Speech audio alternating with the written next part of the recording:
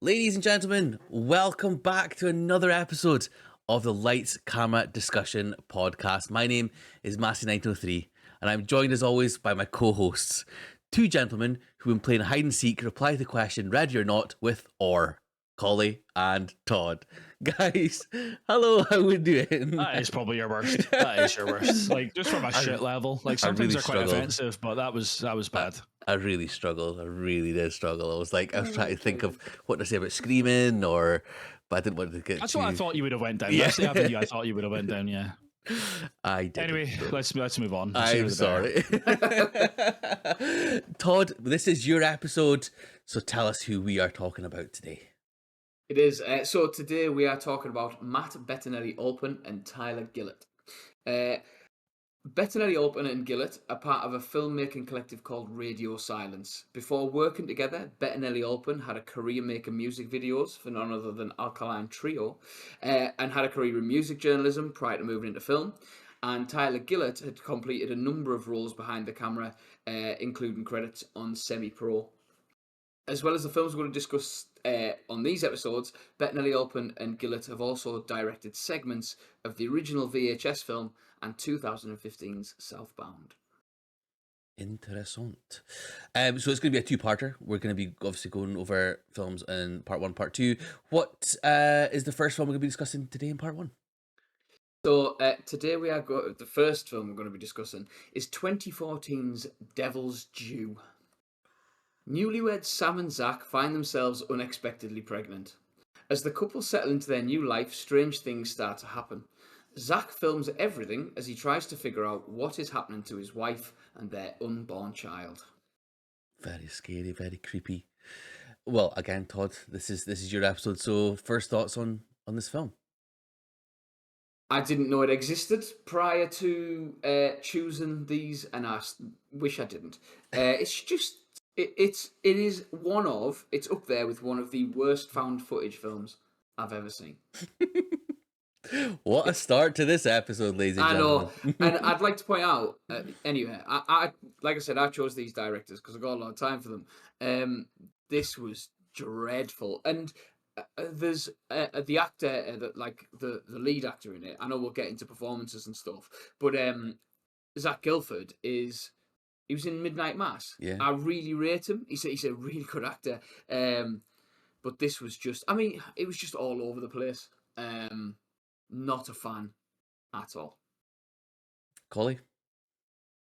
Yeah, it's similar to what Todd says. It is one of the worst found footage films I think I've ever seen. And it's also like, I don't know, 5-10 years late to kind of the big fad of like paranormal. It was just like a parody almost of paranormal activity and all those kind of films, which just do it infinitely better. And just a critique on it, like there's a part of the Wikipedia page on this is like use of found footage.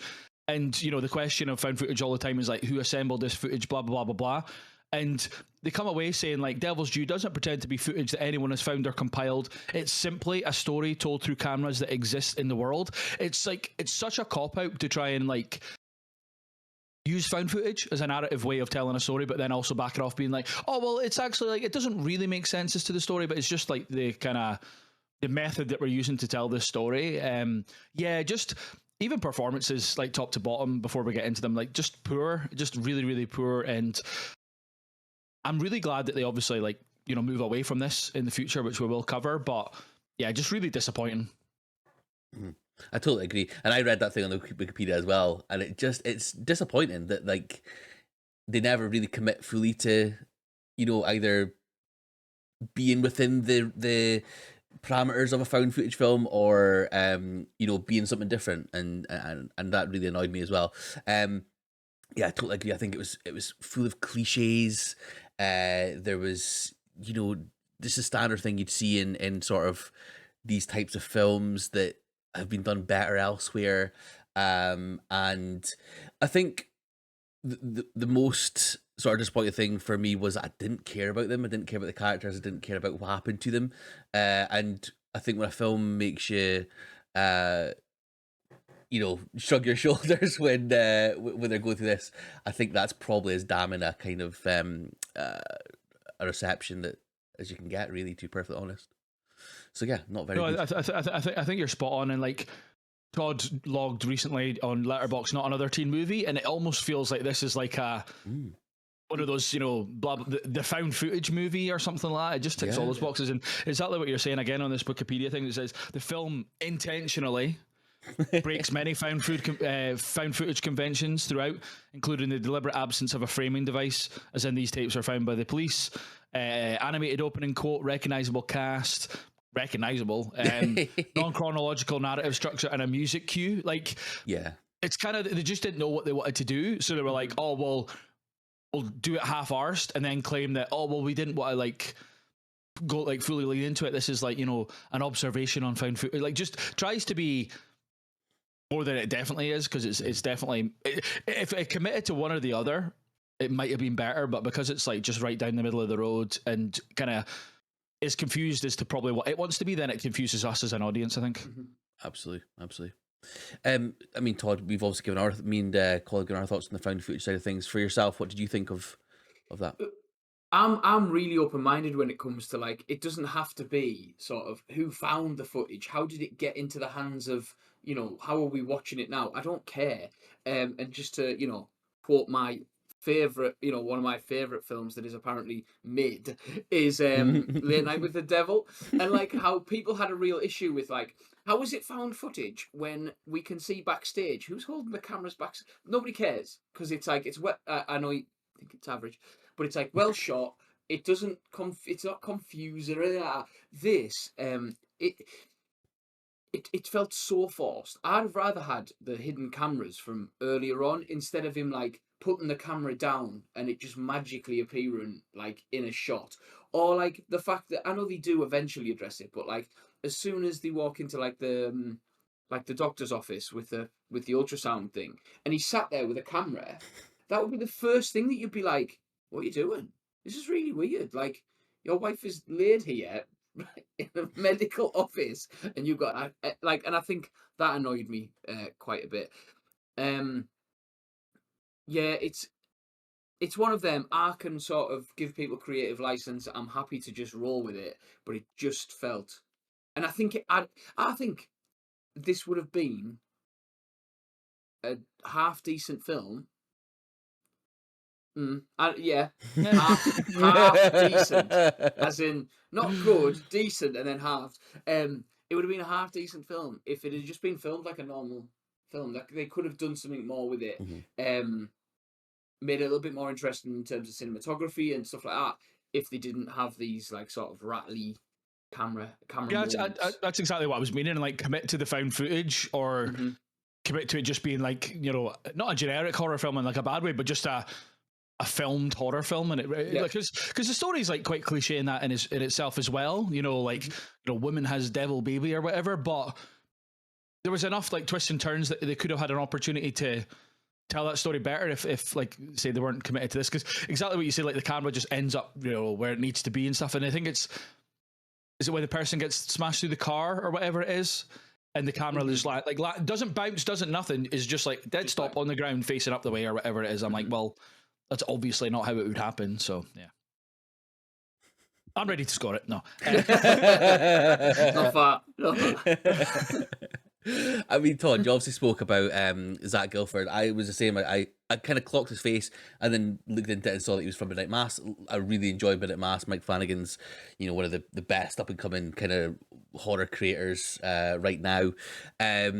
So what did you have against his sort of, or did you enjoy his performance, or what were your thoughts on him?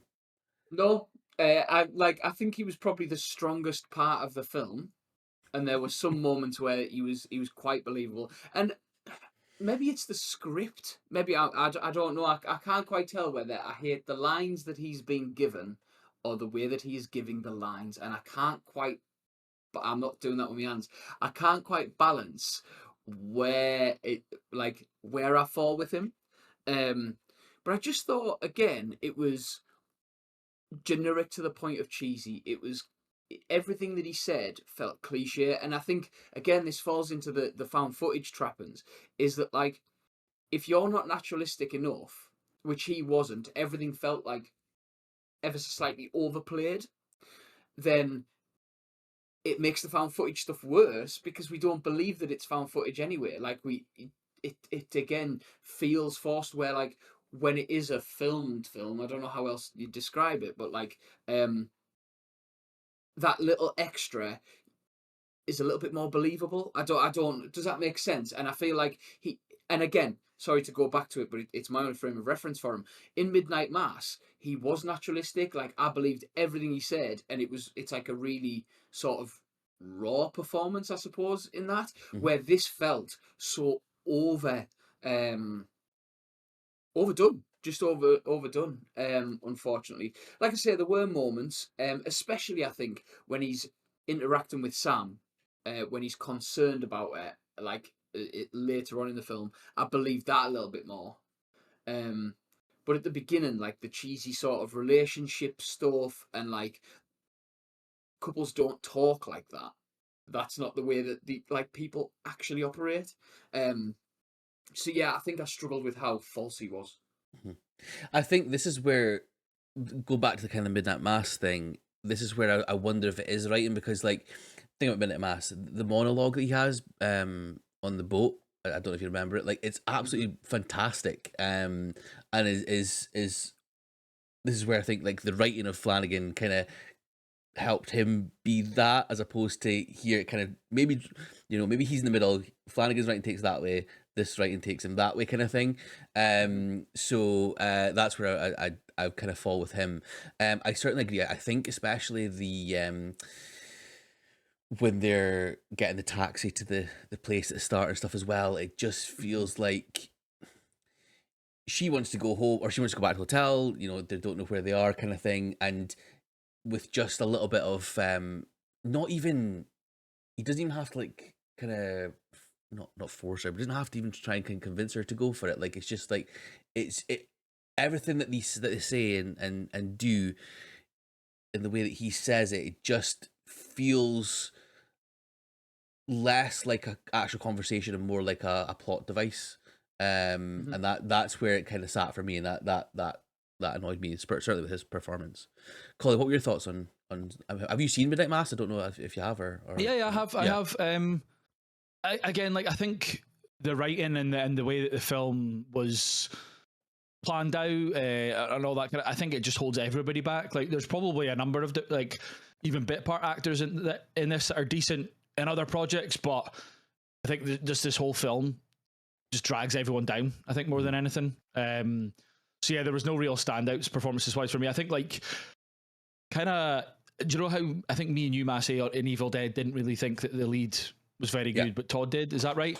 It was kind of similar to that like, see Alison Miller that plays Samantha, like, could be better, but I think like the film just held her back as well, and she just kind of, I mean, kind of what we're saying overall with this, we just like went back into just a generic lead, female in a horror film. It just didn't stand out at all, and if anything, it was just disappointing. Yeah, absolutely. I mean, was there anything you could say about Alison Miller's performance? That was there anything good, or was it all kind of just cliche for yourself? I mean, it was all just a bit cliched. Not that I checked out of it per se, because obviously I was trying to pay attention, but it's just like nothing springs to mind, and nothing. There was no point that when I was watching it, I was like, "All right, I need to note that down because I need to discuss it." There was one moment I had to note down, and okay, you tell us. It might be something that one of you guys might have as your seat potentially, but it's when you smash up the car in the parking lot, like that, just insanely bad. It just comes out of nowhere, and it's just really, really poor. And a lot of times as well with her, it just seemed to be that she was like either knocked out, screaming, or moaning. That was all I got from her performance. But yeah, I didn't really enjoy her at all, especially interactions with like the second Doctor as well. Yeah, it just wasn't very good. Todd, what were your thoughts on Alison Miller? I don't know if you've seen her in anything else or. No, I was just actually having a quick flick through, and she's largely like TV, which I don't watch a lot of TV. There was some. It's beneath me. There was was elevated some, TV though. Yeah, it's fair. There was some moments of physicality where I was like, oh, hang on, we're getting something here. So like when it's in the church when she starts having like that sort of like little thing, and it starts really well, and then it goes into cringe-worthy territory. And when she's knelt in the bedroom and Zach comes round and like gets hold of her and stuff, and I was like, oh yeah, this is where she starts performing, and she does, and then it falls into cringe classic like cliche horror shit again. But again, I do think and that's again coming from somebody who now has Shudder Man in his fucking letterbox bio. I know about cliche horror. It's I think it let her down. I think the film let her down because, like you say, what are we asking her to do? Not a lot, not a great amount. And I kept trying to like write bits down, and then I was kind of like, oh, that's a bit. So like when she gets the present from the anonymous person, and it's that like the little silver thing. Again, it's like, oh, here we go. This is an opportunity to, and then it just doesn't go anywhere with it. It doesn't do anything. So yeah, I do think the script let it down, and the format of the film, but it wasn't anything of note. Fair enough. Which is a shame. I'm kind of struggling about anything else to talk about this film. Was there anything else you guys? Do you want my opinion? We've talked about 10 minutes too long on this film already. Like, I just want on one note though, this film was shot in the Dominican Republic, New Orleans, and Paris. Like, why are they needing to go on location to shoot these kind of things? Jet setting, the whole point in it. Let's have 3 holidays. Need to take note from people that do like cheaper film and just fucking green screen it or something like that. Like it would have made me. It wouldn't have made me hate this film, like more or less, if they'd have just fucking obviously green screened in the Eiffel Tower. Mm-hmm. But the fact that like 99% of it was in a house, like yeah, exactly. I was like, yeah, it was filmed in 1 month in 2013, and they went to fucking 3 different countries. It sounds like Adam Sandler when he takes his pals off to. Oh, like, let's. No, Adam Sandler, smirching. Apologize, Adam. Adam, if you're watching, love you. Yeah. Okay, let's kind of wrap it up with our quotes and scenes and MVPs. Favorite quote for me, personally, was when they met the new doctor in the gynecology place, and they said, because it's obviously like a hospital. Hospital. What was it? I don't know why. Yeah, I don't know why I have to specify. Okay. Anyway, when they're checking her vagina, no, I mean, so they had a woman doctor, but then the second time they go down, there's a new doctor, and they say to him, "Will she be back when we come to deliver? Can we talk to her?" And the new doctor just says, "I don't think she's going to be able to come back. Let's talk about your symptoms." It's just. The most threatening. It's so strange. Collie, favorite quote? So I couldn't really think of a quote, right? And then I was like, oh, maybe IMDb will help me. Do you want to know what the only quote on IMDb page for this is? Oh, God. It's, Samantha, we're having a baby. That's the quote. That's the quote. And I watched the film twice, I think it was, and I was like, I can't even remember specifically that quote, like from what bit it is, apart from her coming through and being like, I'm pregnant or whatever. But I was like, that was the only quote on IMDb that somebody had went through the effort of adding is, Samantha McCall, we're having a baby. So I was like, that'll fucking do. Fantastic. Todd? Mine was in the baby class thing that they were doing, and when she was like, you need to learn this stuff, and I liked how cynical he was and said, I know this stuff, I know how to breathe. And I feel like if I was in that position, that would be the type of petty arsehole I would be. So yeah, I went with that. Fair enough. Well, Todd, favourite scene on the back of that? Just because of how fucking stupid it was. The three young people camping or whatever they were doing, and then she fucking starts throwing them across, and then we never see that, or we do, like, we barely see that power again. It made me laugh, which is more than the rest of the film did. So, terrible. Yeah. For me, it was the dog eating a hot dog, just like the inception of that. Couldn't think of anything else. Collie? It was the church scene when the father's nose starts bleeding and stuff like that, and then there's a big Rami, and then all of a sudden the guy's camcorder is like right in the father's face as he's like bleeding and stuff like that. It just made me burst out laughing, going like kind of similar to what you were saying earlier, Todd, with the whole like, why have you got a camcorder when you're like doing the ultrasound and stuff? It was the same. It was just like right up in his face, and he's just like pouring up blood. And I'm like, is that really necessary? Is that really what you want happening at that time? But yeah, shout out Bernard from Lost, though, that played the father with the bleeding nose. Legend. So, can we just quickly, while we're on that scene, can we just talk about the fact that he had his arm around a pregnant woman and he's just there for about 5 minutes, coughing his guts up, and at no point does he go, just give me 2 seconds, I just need to get away. Fucking ridiculous. Sorry. We're not getting back into it. That's fine. I just, for me, for the MVP, was, again, on the back of the seat was the dog, the nice little doggy. Collie, MVP?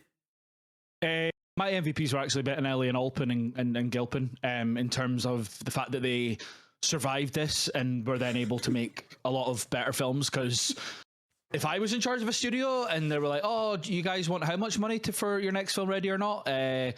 Let me see what you've done previously," and then you watch this, I'd be like, "Fuck off! Like, don't ever speak to me again." You know what I mean? So I think for the fact that they survived this and then got, was it 6 million for Ready or Not next? Like, GG's to them, I guess. I don't know like who they had to convince or what they had to do to convince people, but yeah, GG's to them, I guess. Yeah, absolutely. And Todd, finally MVP? I just wrote Zach Gilford down because it was the best thing that I could find in the film. I just literally chucked his name down and, best of a bad bunch. Fair enough. All right. Well, ratings then. You'll be surprised to know that I rated it 0.5 star. Collie? Yeah, 0.5 star for me. And Todd? I went 1 star. You're an idiot.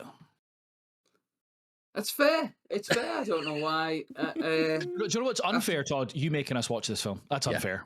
100%. Yeah, but what's coming next? So, or who's coming next? Oh god, we're gonna have to talk. Spoiler alert, it's Todd. Yeah. Just rein me in, lads. Right.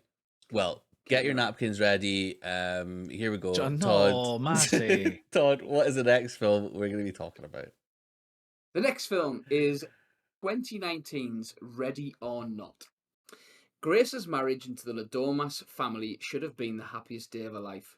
When the family tradition to play a game leads to a deadly game of hide and seek, Grace must survive until dawn with her in-laws on the hunt for her. Wow. All right. Well, Todd, again, first thoughts on this film?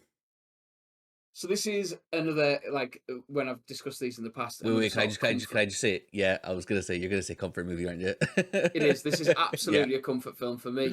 I have watched this to within an inch of its life. I adore it. I think it is within 3 inches. Phenomenal. Be generous. I love it. I love the concept. I love the characters. I love how stupid it is. I love how gory it is. Yeah, it is. It's up there with one of my favorite films, I think, just because of how ridiculous it gets. Is it in your top 4 in Letterboxd though? It isn't. No, unfortunately. Excellent. Collie, thoughts? Yeah, I'd seen this before, enjoyed it, and then I think it's one of those ones that each subsequent rewatch I enjoy it more and more. The performances are great, like the over the top blood and gore is really good, because it's a horror film, but it's like horror film like tangent in terms of like it's quite funny and it knows what it is. I think top to bottom the performances are great. Like Samara Weaving as Grace is obviously amazing, but I think like each member of the family has their own moments and stuff as well. Like the kind of the butler guy especially, I found him to be quite funny. The whole kitchen scene when she's trying to be quiet and stuff like that, and he's singing away, and that I thought it made me laugh a lot more than I thought it would. Even like obviously I haven't watched it before, but it was just funnier than I remember it being. And yeah, I wouldn't go as far as to say like a comfort film for me, but it's one that if it pops up like, you know, top banner on Netflix or well, it's Disney Plus, is it? But still, if I've got nothing to watch that evening, or if I want to watch just a random film, that would definitely be one that I would chuck on and enjoy. Yeah, absolutely. Yeah, I'm the same as you guys. It's one I've seen before as well. I think I've seen it a couple of times, and I think the biggest compliment that I can give this movie is that so Zoe, my wife, she doesn't like movies, but she said, "Oh, I'll sit and watch this with you," because like she's kind of seen some of it before, like on TikTok and stuff, and she like thoroughly enjoyed it as well. I think there's some really funny performances. It's subversive as well, in a way that you know how Devil's Due is so cliche. This kind of takes it the complete opposite direction, and funny as you say. It's gory. It's kind of iconic as well with some of the stuff that happens and some of the like costumes or sort of the wardrobe that they wear and stuff. I really really enjoyed it, and this is one of the films that when Todd calls a horror film a comfort film, I'm like, what are you talking about, you absolute freak? But then with this one, I can be like, yeah, okay, fair enough. I kind of get it, like because it's kind of got that sort of feeling to it. So yeah, I'll let you off this one, Todd. To be fair, Thanks. yeah. Really Well, okay, let's just not beat around the bush. And Todd, talk about Samara Weaving. Go on. greatest living actress of all time. You're an idiot. No, do you know what I love is that like I say this quite about like different people, but like how much fun she must be having on this set and like how believable she is. I don't like for me when we talk about scream queens and stuff like that, and those people who are like taken horror forward. She's one of those people for me. Like I really enjoy it. I think in this she's like when we talked about Zach in the last one, where he wasn't believable in any way, shape, or form. Like she is incredibly believable, and you sort of like you buy into her straight away. Do you know what I mean? From the minute you see her, and she's like, "What were you laughing at?" I don't know. I'm just laughing at Collie's face. Oh, like she's Collie sort of. Yeah. I don't know. Just you're making very good points. Carry on. Don't let me distract you. I can't help myself. Yeah, she's excellent in it. And I think she has obviously there is the banshee scream that she's known for, which is perfect in horror. That kind of again, I don't know how she does it. That sort of warble and scream. It happens like 4 times in this film, and every single time it gets more intense. I love the attitude that she's got, where it ends up being like just her versus the world type thing. Yeah, she's fantastic, and I'm not going to spend too long because I could just talk for. I was going to say that's quite restrained of yourself. I thought you'd go quite succinct and a little bit longer. Yeah, what were you expecting him to do? Like, I can't say that on camera. gotta go on YouTube. You know what I mean? So I gotta be careful. Yeah, fair. But yeah, no, I like joking aside, I totally agree. I think she is a very charismatic person, and like basically keeps you glued to the screen at all times that she's on. You're right. That scream that she does. It's like it's so intense, and it's believable as well, of course, which is a good thing to be able to do as an actress. But I kind of spoke about obviously the iconic kind of wardrobe stuff, like those yellow Converse with like the torn up wedding dress. It's like a Halloween costume, just right there for anyone, kind of thing. It's one of those that like it could be completely iconic for well, anyone wants to wear it going forward and on Halloween and stuff. But yeah, I think her performance is great. She's charismatic. She's funny as well, which is quite hard for like a character who's going through all this sort of stuff. And also like such a strong kind of willed person as well, especially with some of the choices that she makes. But yeah, I think she is fantastic in this film, to be fair to her. I don't know, have you guys ever seen The Babysitter as well? Like she's in the two of them, and she's great in those as well. Like that's, I'll definitely say check that out if you've not seen them. There's also just before Collie talks about it, there's a film called Mayhem with Stephen Yeun, and it's essentially like a virus that makes everybody go crazy, like in a tower block. And it's silly, it's over the top, and she plays a similar sort of character. She got a little bit more of an attitude about her in Mayhem, but another one that's, again, this is what I mean. She's got credits that I think aren't as aren't at the forefront, but the work she's doing is absolutely phenomenal. Mm-hmm.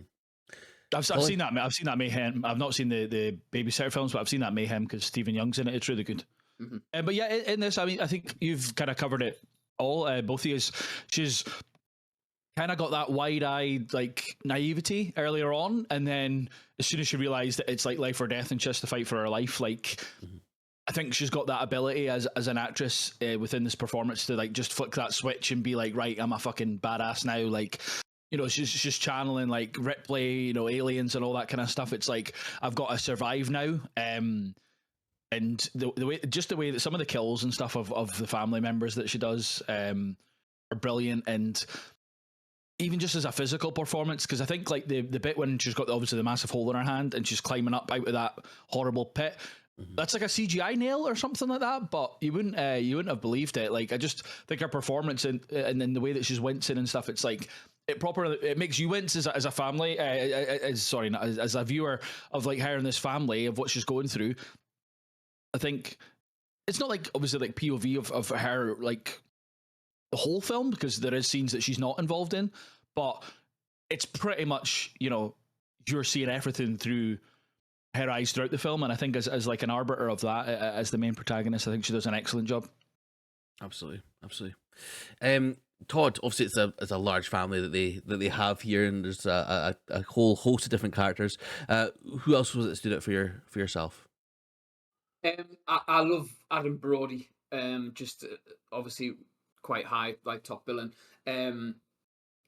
Again, that sort of like douchebag kind of brother he's on the fence of being like a bit of a dickhead, bit of a nice guy, and obviously he shows his true colours throughout the film when he like catches her and stuff like that. I thought he was excellent, and like him from other stuff, you know, yoga hoses and etc. I'm sure he's got other credits, but that was a highlight for me. Andy McDowell was absolutely brilliant. Like seeing her in this, like again, sort of you feel like she's going to be the support role, and obviously doesn't. But of the supporting cast, the standout for me is Fitch. Like, what a ridiculous character to have in, but him sitting on the toilet, like trying to figure out how to use his crossbow, and then texting his friend being like, "Family shit, lol," like that sort of stuff. It's so silly, but like again, he plays that perfectly. Well, him and is it Melanie Scrofano, like his wife, like how them two bounce off each other in the most slapstick sort of fashion. Her with the cork on her nose, like them two are amazing. I know there's other people, and I'll let you two talk on them, but yeah, they were the big ones for me. Where I was sort of like Andy McDowell, like just taken back by like her being in it as such. Like I don't think I've seen her in a lot post 1999 or whatever. But yeah, it was cool to see her and have that attitude, and her death. Oh my god, where Samara Weaving's using the box to like smash her head in, and it's got bits of her hair attached to it. Lovely stuff. Yeah, go on, Collie.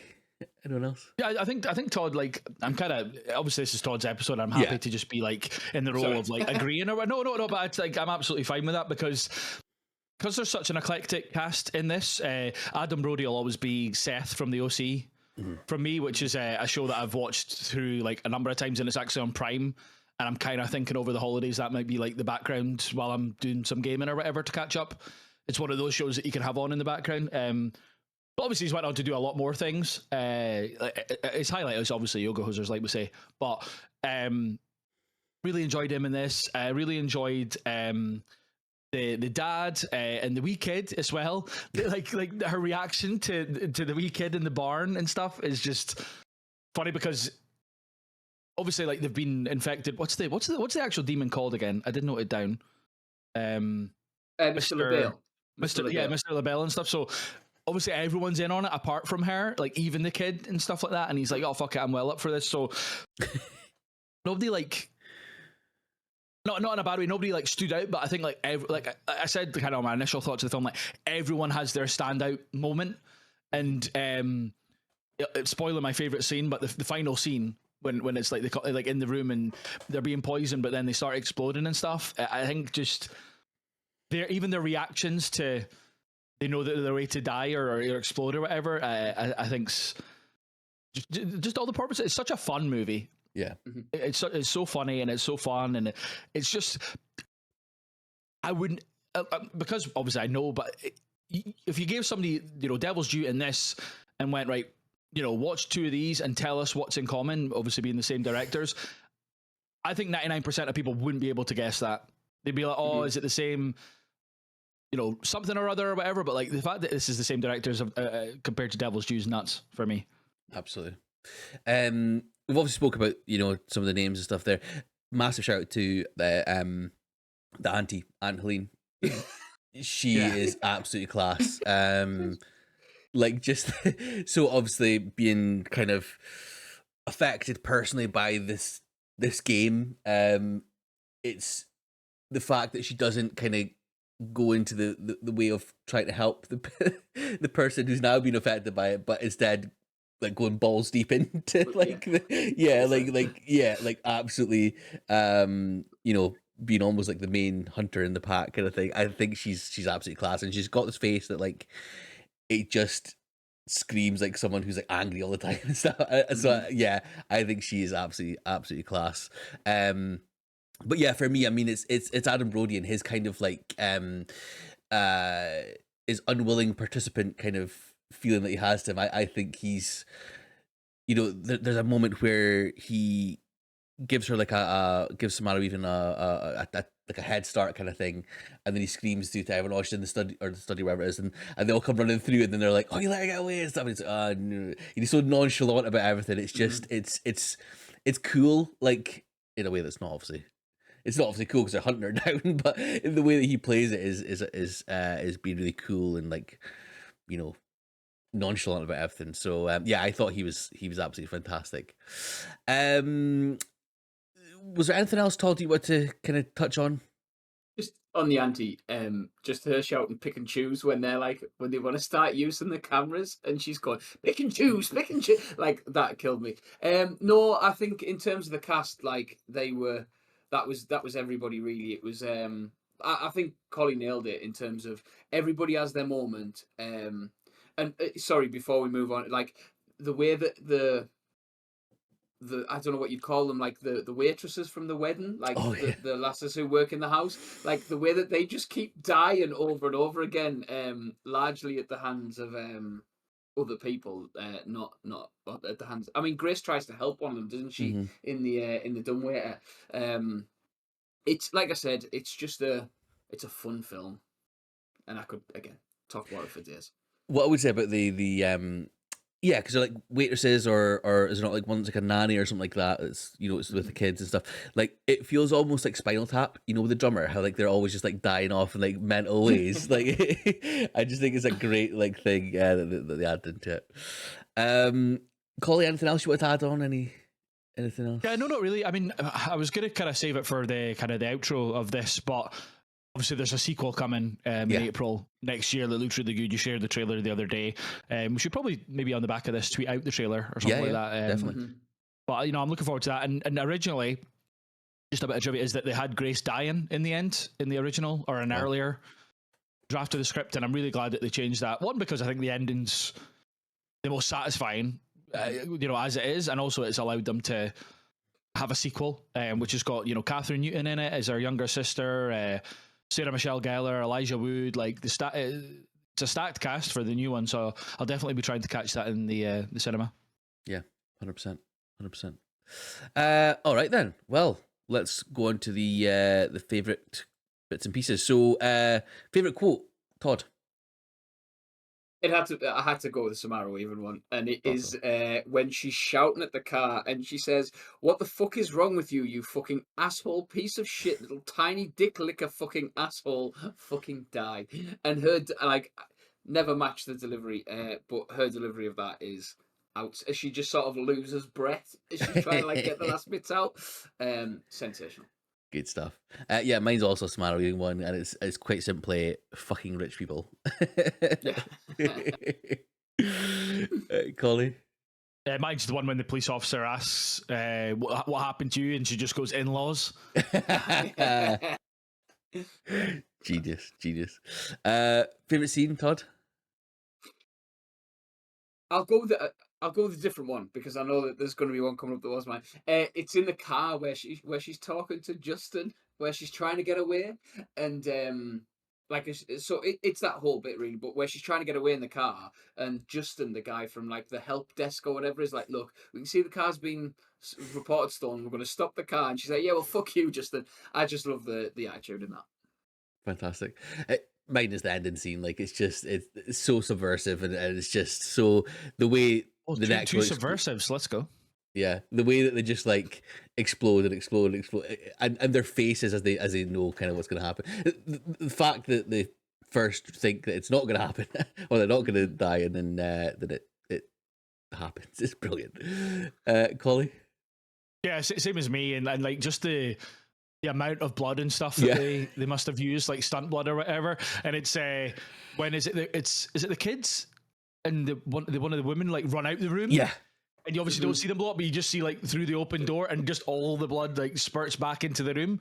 Yeah, I thought I was good. And then like obviously the final one of Alex in there, she's like, "Oh, what did she say again? It's something about being divorced or something." I want a divorce, that. I want a divorce or whatever. Yeah, I think that was that was probably like second contender for favorite quote. But that whole scene's just so satisfying. I think it kind of sums up the film in terms of like it's horribly like gory and stuff like that, but it's also hilarious at the same time. Some would say it's very subversive. Yeah, it kind of reminded me of the final scene in, I think it's the first Kingsman. Do you know when everyone's heads? Yeah. It reminded me of that just because it's like, person after person after person just exploding. I thought it was really good. Brilliant. MVP, Todd? To be honest, there was a lot, wasn't there? But it's Samara Weaving. No, there was only ever one choice. It was Samara Weaving. Like you say, like even down to like sat on the stairs, smoking a tab, in a wedding dress, covered in blood with those yellow Converse on. She's outstanding. She's brilliant. Collie? Yeah, it had to be Samara Weaving for me. I think she was the standout of the film. Yeah, reluctantly I chose her as well. Yeah, no, I'm joking. She's far and away the best part of this film. So yeah, I chose her as well. Okay, so that's MVPs done. Now on to our scoring for Ready or Not. I'll go first. Was 4.5, but I think it needs to be a 5 to be fair. Collie? Yeah, same. 4.5. Definitely should be a 5, I think. Yeah. Todd? Definitely is a 5. Across the board. Fair enough. I thought you'd maybe go down that route. All right. Well, now finally, that is the end of part 1 of these hacks.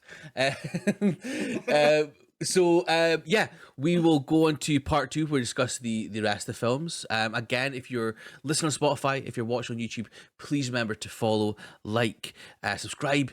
Let us know in the comments below your thoughts on the first 2 films we spoke about, and also your thoughts on Samara Weaving and if they line up with Todd's adoration. So yeah, adoration. Yeah. But guys, thanks so much for watching, listening, and we'll see you in the next one. Bye bye. Cheers.